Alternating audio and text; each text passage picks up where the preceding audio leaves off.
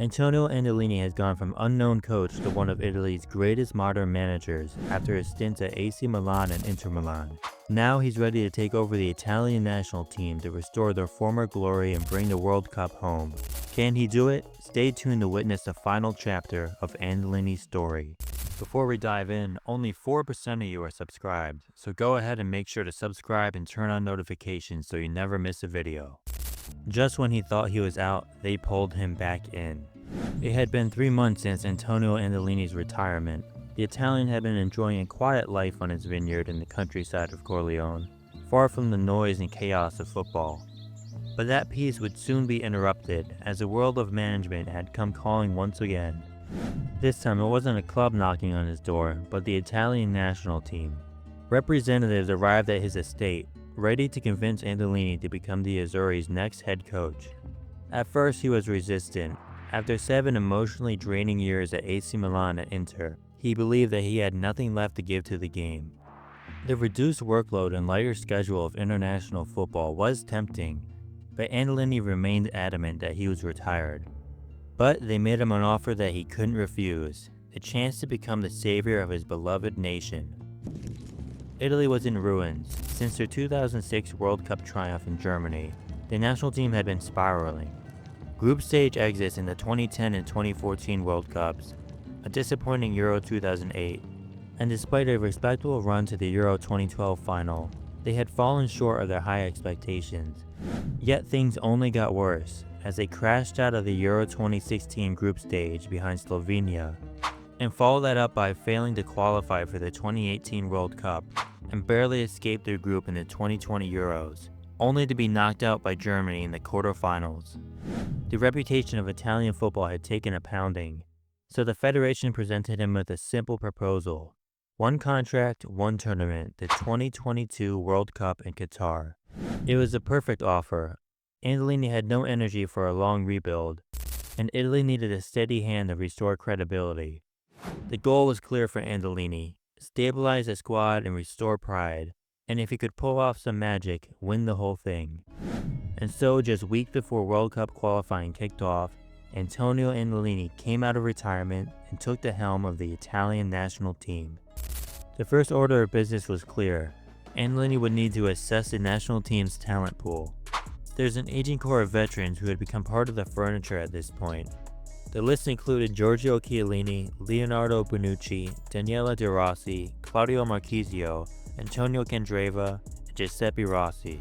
Players who had featured in or hovered around the squad since Euro 2008 and the 2010 World Cup. Now, if Andolini had been hired for a full-scale rebuild, most of the veteran core would have been shown the door to make way for the next generation. But fortunately for them, Andolini wasn't there to start over. He was here to get the best out of what he had to work with, and that meant that the veterans would play a crucial role in the upcoming World Cup. In contrast, there was a solid group of young players and other players entering their primes, like Salvatore Sirigu, Antonio Balzano, David Zappacosta, Lorenzo Insigne, Simone Zaza, and Berardi, all of whom would play key roles under Andolini's leadership. And finally, there was a familiar contingent of players from his Milan and Inter days: Gianmarco Bonaventura, Andrea Poli, Matteo De Sciglio, Marco Verratti, Lorenzo Mancini, Stefan El Shaarawy, Ciro Immobile, and Mario Balotelli.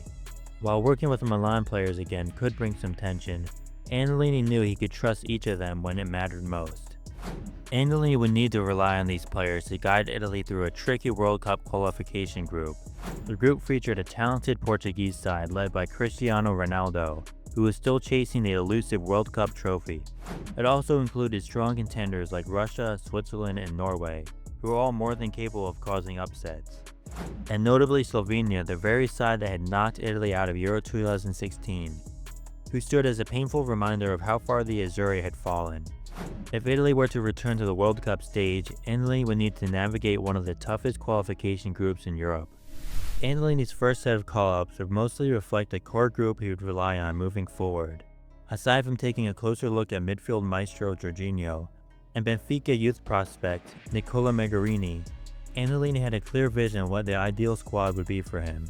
Daniele De Rossi was named the captain of the squad, with the surprise appointment of Lorenzo Mancini as a vice-captain. Andolini had long been a supporter of Mancini, giving him his big break on the club level, and now he was ready to entrust him with a leadership role on the international stage. In terms of a tactical setup, Andolini favored a 4-3-3 formation to make the most of Italy's deep pool of central midfielders. Captain Daniele De Rossi was deployed in the holding role, while Lorenzo Mancini was played in a more advanced position than Andolini had typically played him in during his time at Inter. The agent Claudio Marchisio would share time with Marco Verratti in the midfield, while the veteran duo of Chiellini and Bonucci anchored the defense. And most importantly, Mario Balotelli was entrusted to lead the line, just like he had done under Andolini at Inter. Now he is one of Europe's most clinical strikers. Balotelli's firepower would be vital to Italy's hopes on the road to Qatar. And finally, Andolini's tenure with the national team would begin with an opening match on the road to Qatar, with an opportunity for Italy to exact revenge on Slovenia. And exact revenge they did, as Italy emphatically dismantled Slovenia, finally putting to rest the painful memories of 2016. Mario Balotelli was the star of the show, immediately repaying Andolini's faith in him with an incredible 4-goal performance.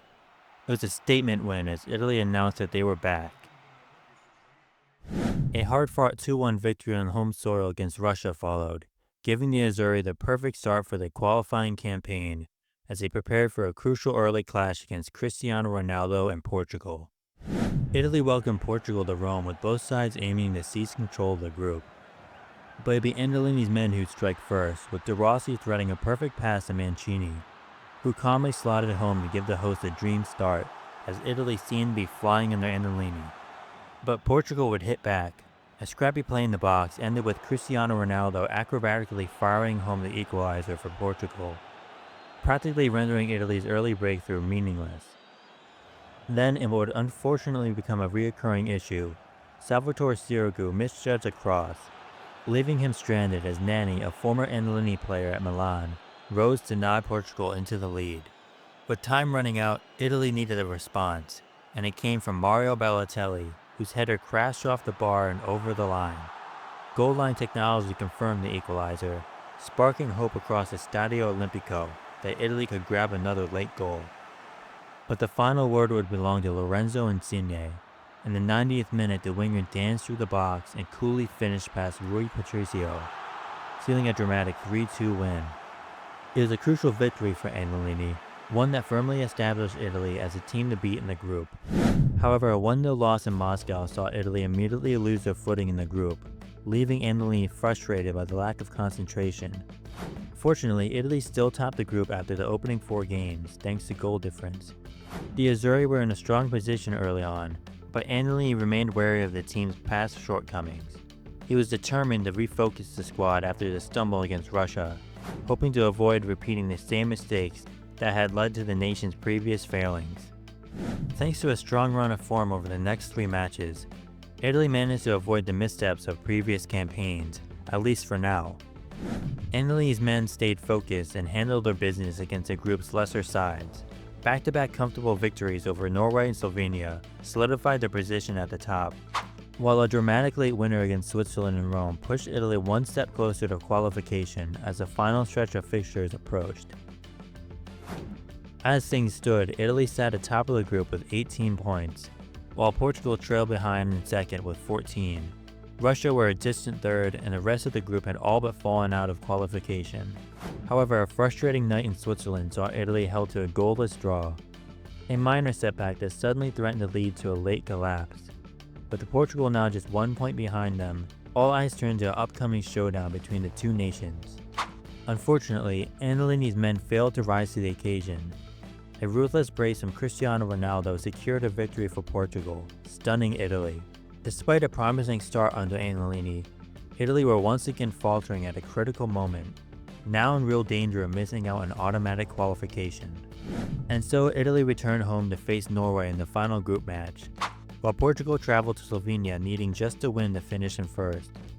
In a turn of fortune, it was Slovenia, the team that haunted Italy for years, who came to their rescue, holding Portugal to a tense 2-2 draw and handing Italy a golden opportunity to top the group.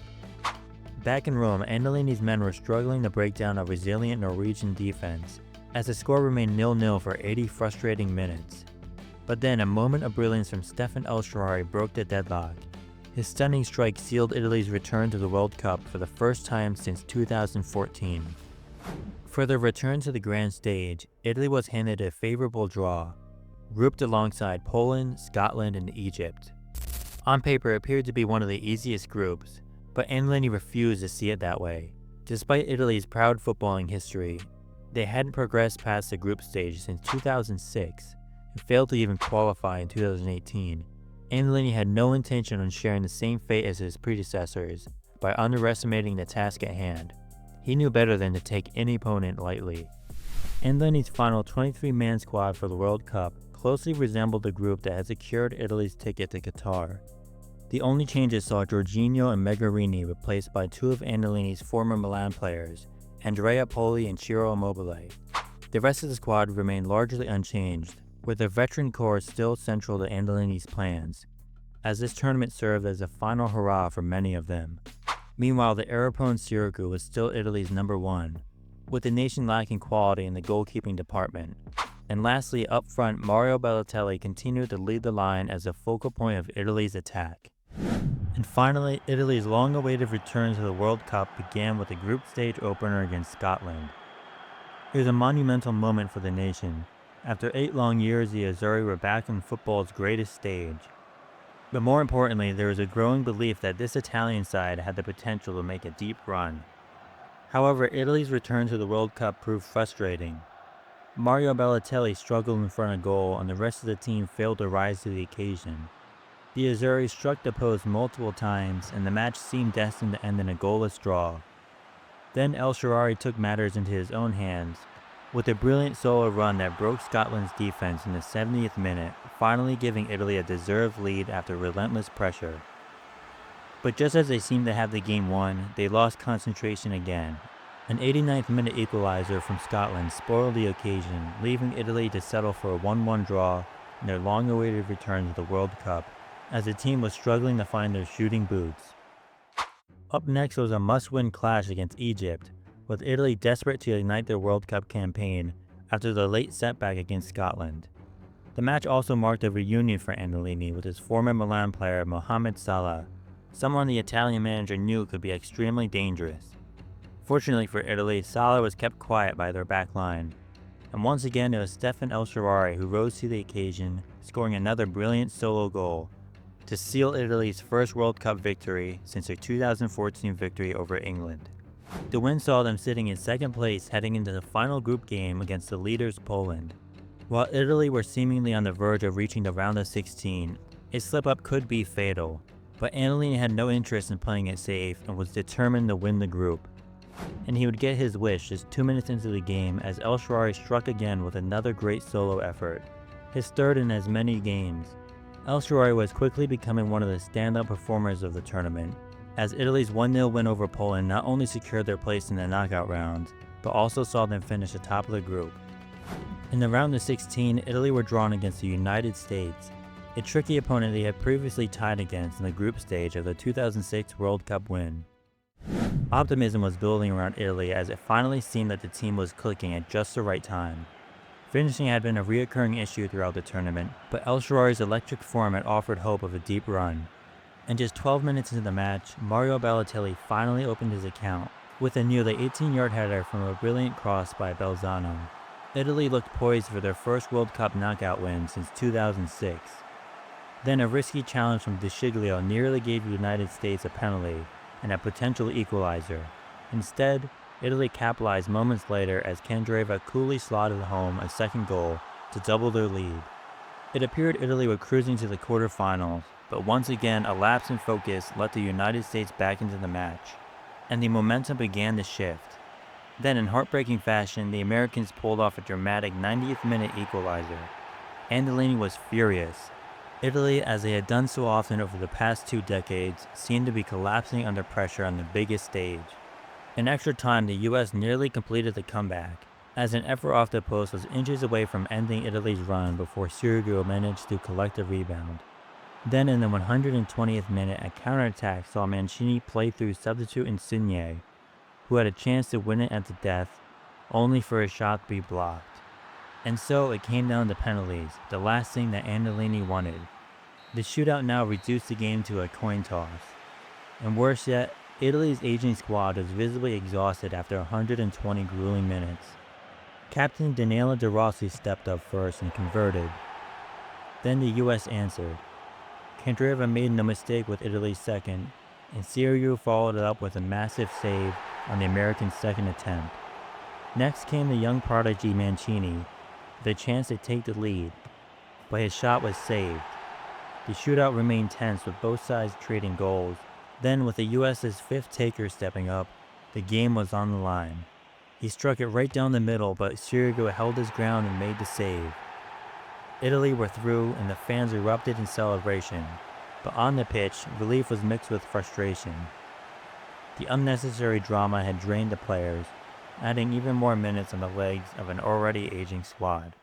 After securing their first World Cup knockout stage win in 16 years, Italy were set to face a familiar foe in Spain, a classic matchup between the two nations. Italy entered the quarterfinal clash as clear underdogs, with Spain emerging as one of the favorites in the tournament, after knocking out Brazil and maintaining a perfect defensive record, yet to concede a goal. But all that unraveled after a reckless challenge from Sergio Ramos nearly ended El Shaarawy's tournament, with the forward landing awkwardly and sparking outrage from the Italian bench. Balotelli calmly converted this penalty, giving Italy a shocking 1-0 lead. Then late into the second half, another rash tackle just inside the box saw De Sciglio sent crashing onto his head, in a frightening fall that nearly resulted in a serious injury. Fortunately, the fullback escaped unscathed, but the referee had no choice but to point to the spot once again.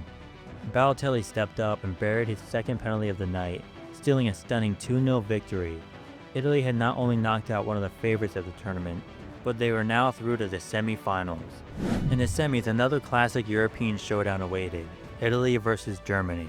The rematch of the iconic 2006 World Cup semi-final, where the Azzurri knocked out the hosts on their own soil. Germany entered the match desperate to reach the final and avenge their painful loss. Italy, on the other hand, had already exceeded expectations under Andolini, a manager initially brought in just to steady the ship. Now he stood on the brink of guiding Italy to an improbable World Cup final.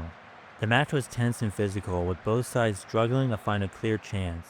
Italy came closest in the second half when a powerful shot was deflected by Jerome Boateng onto the post, denying an opening goal. But in the 84th minute, it was future Italian captain Lorenzo Mancini who rose to the occasion, heading home across and sending the Azzurri into a late 1-0 lead and just 6 minutes away from a World Cup final.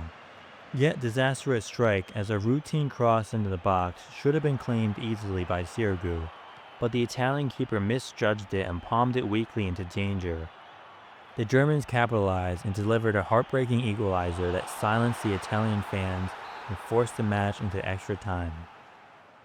Extra time produced no winner, and for the second time, Italy would have to survive a penalty shootout, this time against a nation renowned for its prowess from the spot. The shootout began with both sides converting the opening penalties.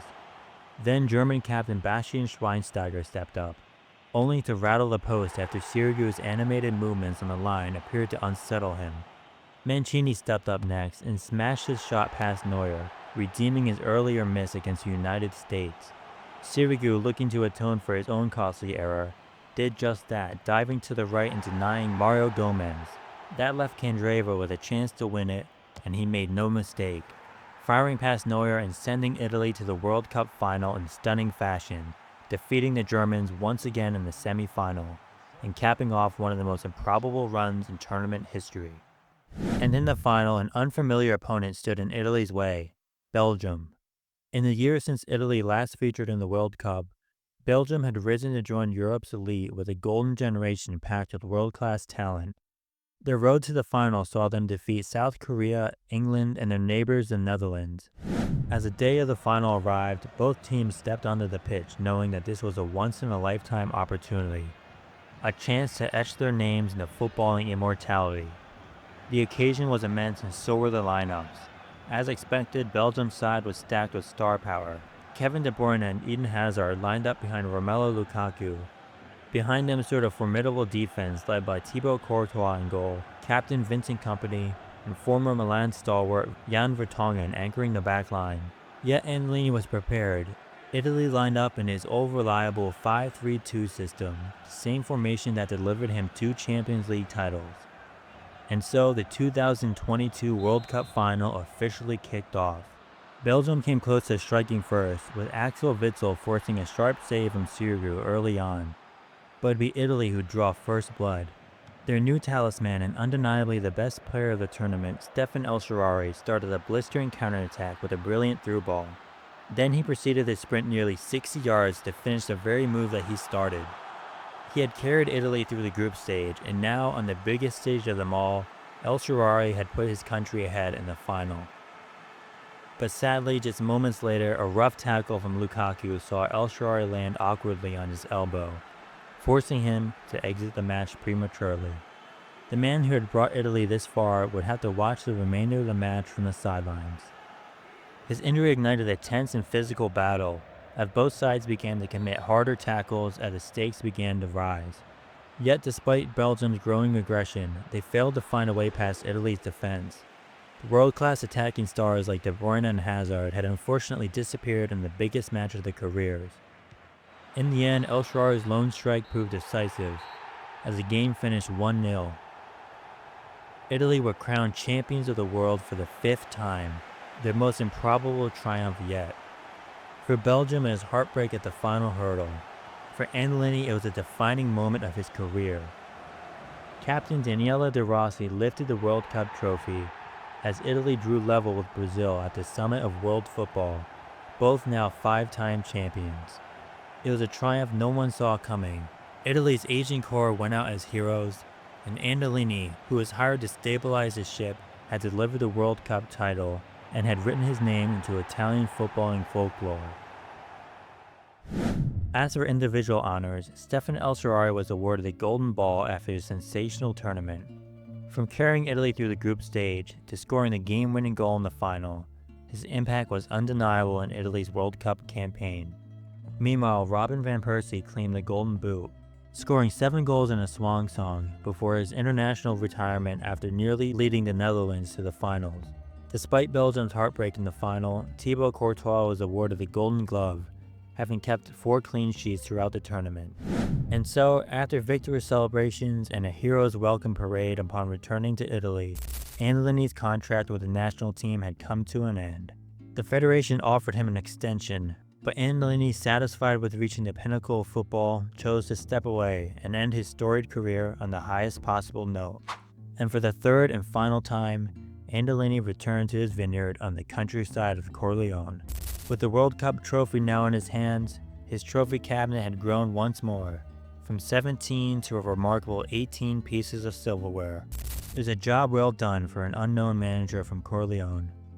He was undeniably among the greatest Italian managers in history now. He became only the 2nd ever manager, alongside the legendary Marcello Lippi, to win the Scudetto, Champions League, and World Cup. He'd gone from unknown to undervalued to undeniable, and now unforgettable. And there we have it, the final chapter of Andolini's story. And I do mean final. We're gonna let him enjoy his retirement for now, as we move on to a new story. So subscribe and stay tuned for that. And thanks for all the support, and thanks for watching, everyone. Take care.